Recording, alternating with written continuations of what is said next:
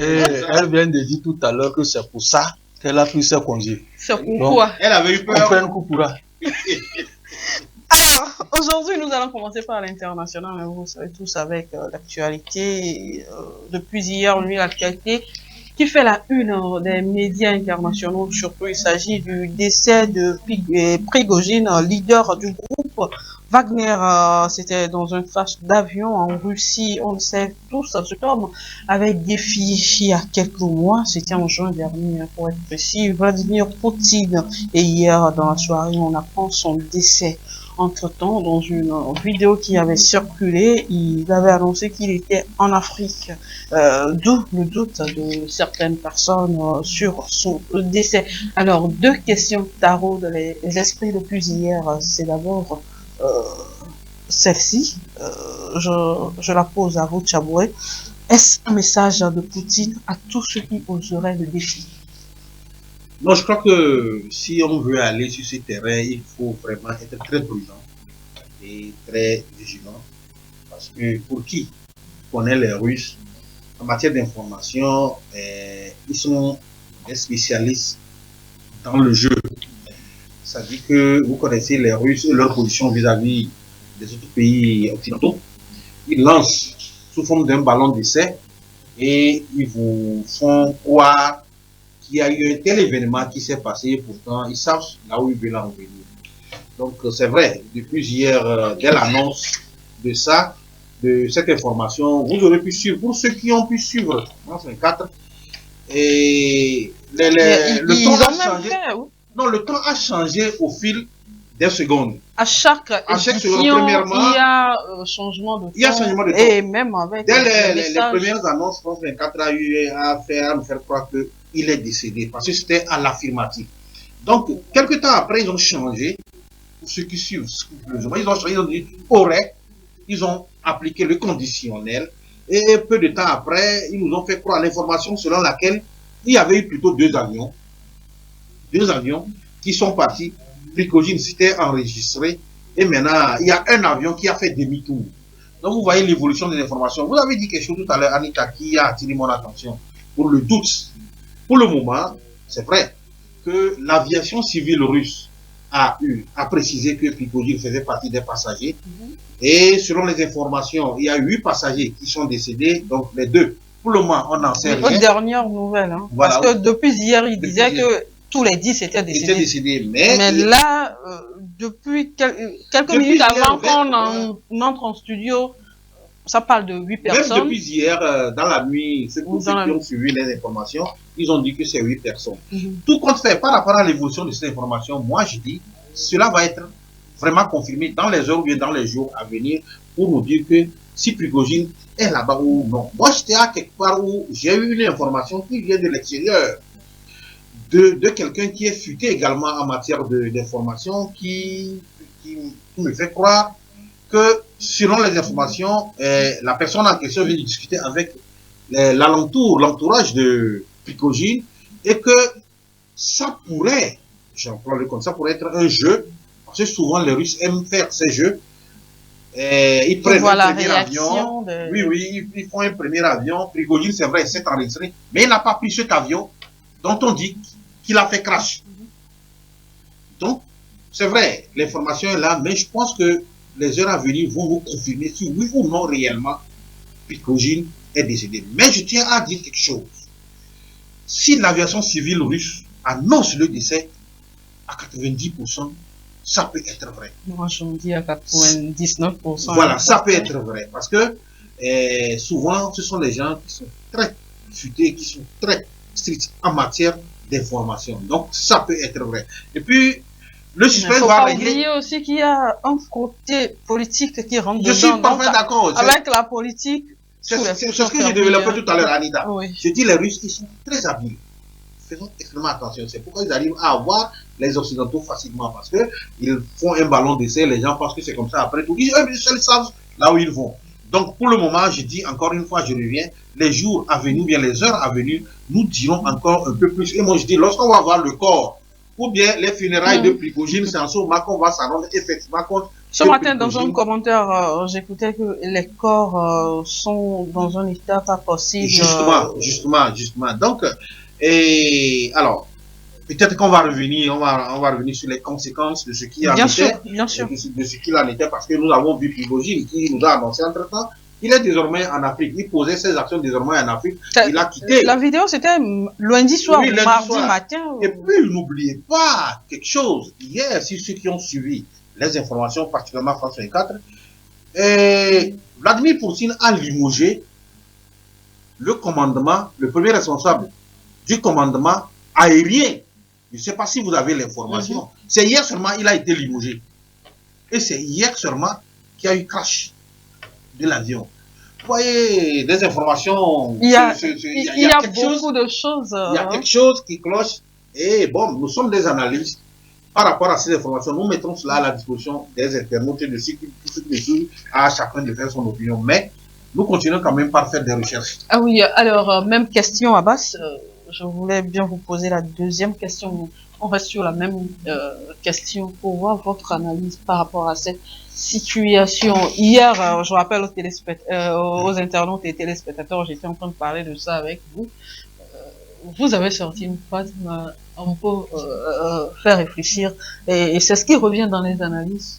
Il a défié, il a eu les conséquences. Oui, en tout cas, il n'y a pas de fini sans feu.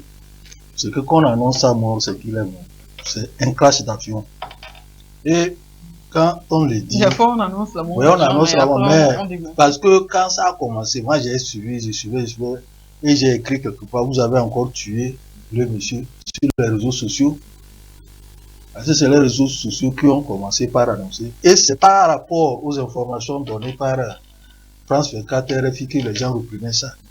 Après, j'ai suivi RFI, j'ai suivi France 24.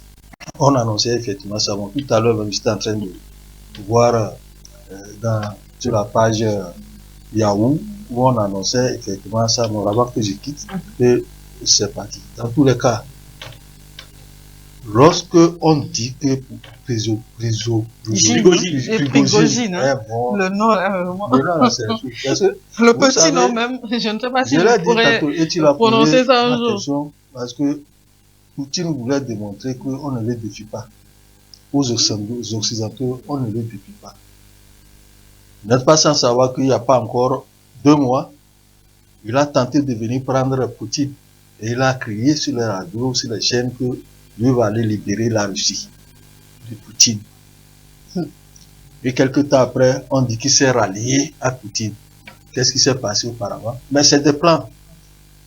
Et politiquement, lorsque vous dites mais c'est un pur produit de Poutine. C'est un pur produit de Poutine.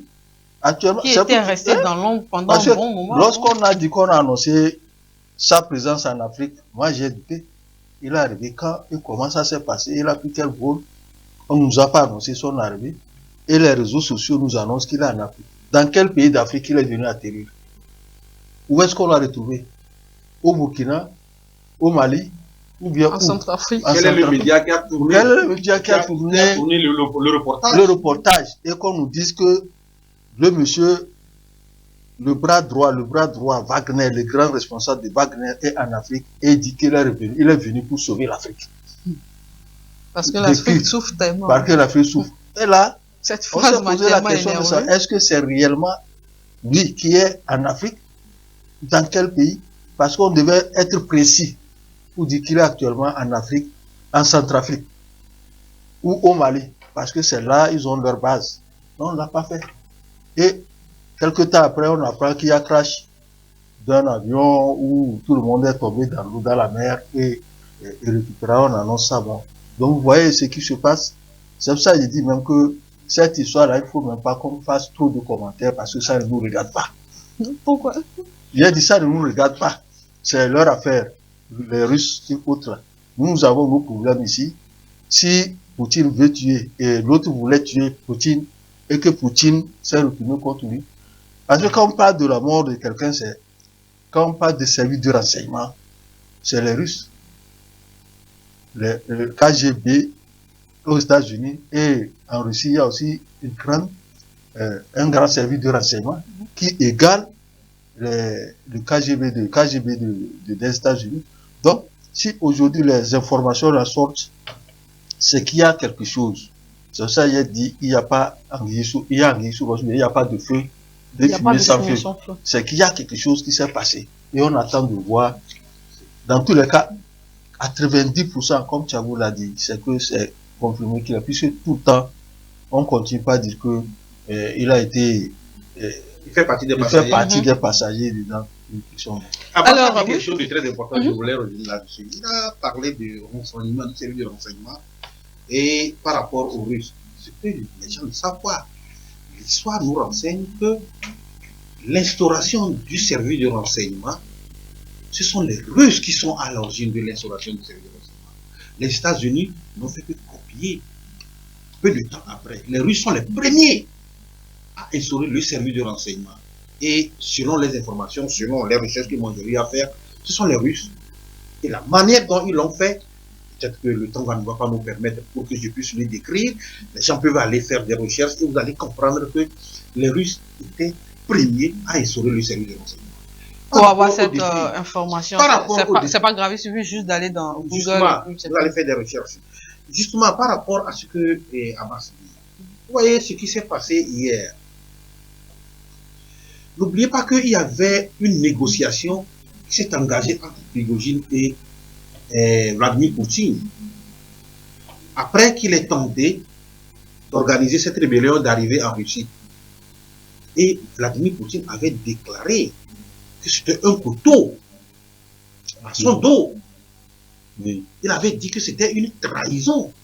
Les mots étaient tellement trop forts. C'est pas qu'il avait dit, mais qu'ils le disent ou pas, c'est une trahison. Mais les mots étaient tellement forts. Produit. Les mots étaient tellement quand il venait, on commençait par le voir. Dans les commentaires, on disait c'est un pur produit de. Non, jusqu'alors, Anita, ce sont des analyses que nous sommes en train de faire. Mais n'oubliez pas, je vous ai dit quelque chose. Les Russes sont tellement trop forts en matière de figuration, en matière d'invention d'événements. Jusqu'alors, les Occidentaux, je vais parler des États-Unis, sont sceptiques par rapport à cette histoire de rébellion.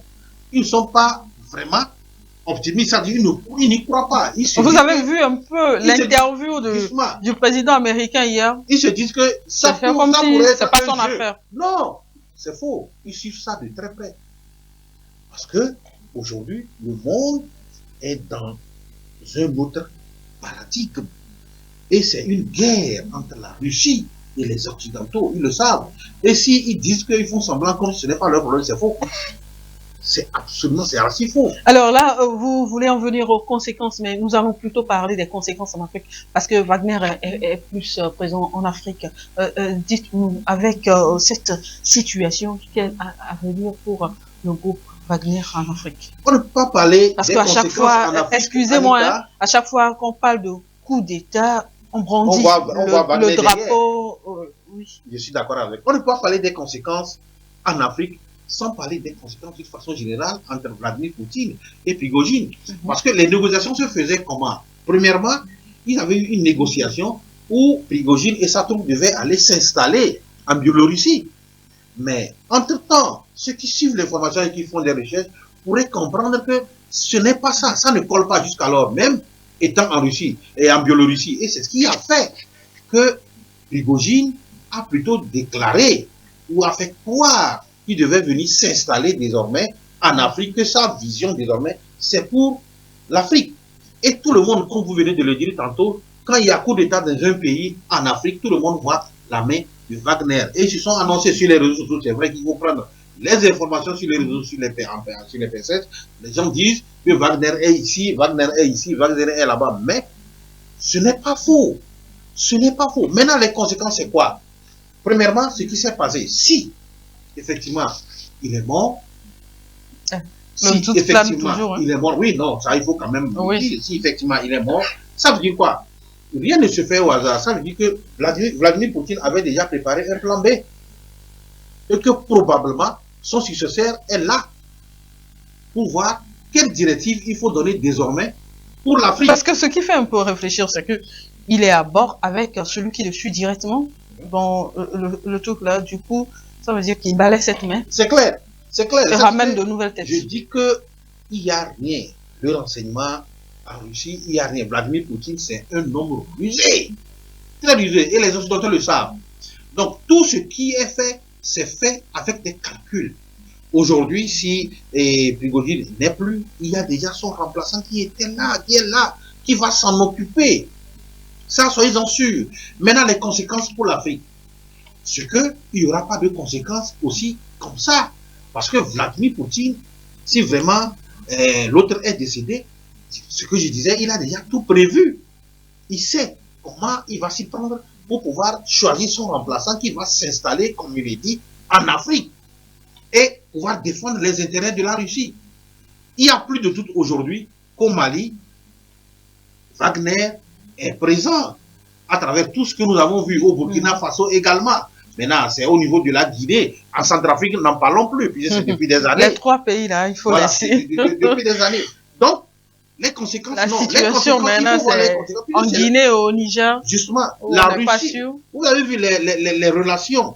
Les relations. C'est la Russie. C'est Vladimir Poutine qui chapeaute tout. Si Wagner est là aujourd'hui en Afrique, c'est parce que la main de Vladimir Poutine est derrière. Vous comprenez? Donc ça veut dire que les conséquences en tant que telles, Vladimir Poutine va continuer par surveiller, par défendre ses intérêts, comme on le voit dans les pays où Wagner s'est installé. Et comme je l'ai dit tantôt, il doit sûrement avoir un plan B, le remplaçant de Prigozhin qui est là. Donc voilà ce que moi je peux dire par rapport à ce que Abbas, quel avenir pour ce groupe-là en Afrique aujourd'hui? Avec, sans oublier les coups d'État qui deviennent comme les tomates qu'on vend marcher maintenant en Afrique. Quel avenir? Il n'y aura rien de changé. Ce n'est pas parce que le patron de Wagner est parti que Wagner va s'éclater. Wagner vit toujours. Il va peut-être quitter l'Afrique. On dit que les Maliens disent qu'ils ne travaillent pas avec Wagner, mais qu'ils travaillent avec les institutions russes. Et s'ils travaillent avec les institutions russes, qui donnent les autres? Ce n'est pas Poutine. Ça, là, on les appelle les mercenaires. Et c'est le bras armé de la Russie qui est là. La mort de choses du chef de Wagner ne va rien changer en ce que la Russie compte faire pour l'Afrique. La Russie veut conquérir, veut aussi avoir ça, pas son mot à dire parce que les Occidentaux viennent, c'est pour ramasser. Eux aussi sont venus pour ramasser. Moi, j'ai suivi tout à l'heure sur les filles que Wagner est payé à 10 millions d'euros par mois au Mali, pas le Mali. Ce qui veut dire que eux aussi sont en train de venir chercher quelque chose en Afrique et ils sont en train de le trouver. Quand Wagner est arrivé, la Russie est en train de mettre son plan d'action dans les pays africains où il est. Et c'est ça qui compte. Ce n'est pas la tête de Prigozhin. C'est Prigozhin là-bas. C'est pas la tête de Prigozhin qui fait le problème. Il faut dire le patron de Wagner, c'est bon. Ah oui, lui-même il a su. C'est compliqué là. Donc c'est pas lui, le patron là, qui fait le problème. Quand il est parti, c'est que c'est toute une organisation. C'est toute une organisation. Ils ont des tests sur lesquels ils roulent. Je touche du bois, c'est de la même façon, on va dire maintenant. Aujourd'hui, la directrice de Espoir 47 n'est plus la même institution. L'institution, ouais, ça continue, c'est toute une organisation, un organigramme qui est là, qui suit. Quand le chef est parti, même s'il est absent, il y a quelqu'un qui est là qui va dire. Chapeauté par celui que nous connaissons. Chapeauté par celui que nous connaissons. Lui, il est en train de poursuivre son objectif. Il se poursuit, je vais conquérir l'Afrique. Et ce qui se passe, c'est qu'il est en train de le faire à travers les coups d'État même qui sont en train de se dérouler actuellement. Et quand vous l'entendez, il est toujours derrière les militaires qui font le coup d'État pour les défendre. Ce qui veut dire qu'il est en train de faire une autre colonisation.